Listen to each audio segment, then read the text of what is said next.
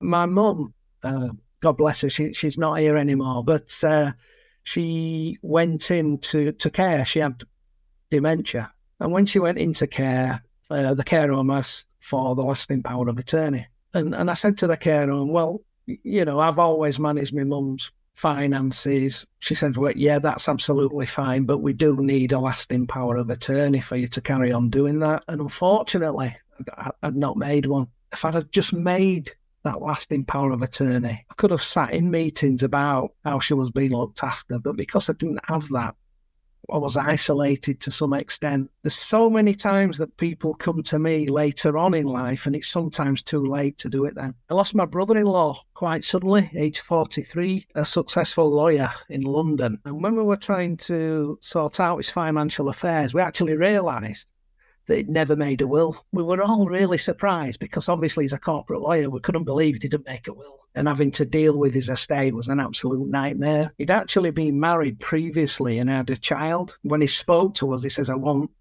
my son to be provided for fully with the majority of my estate. But because he died intestate, that isn't what actually happened. The estate is proportioned differently to how he wanted it to be proportioned. Making a will is making sure that your wishes are carried out how you want them to be carried out. That's why it's really, really important.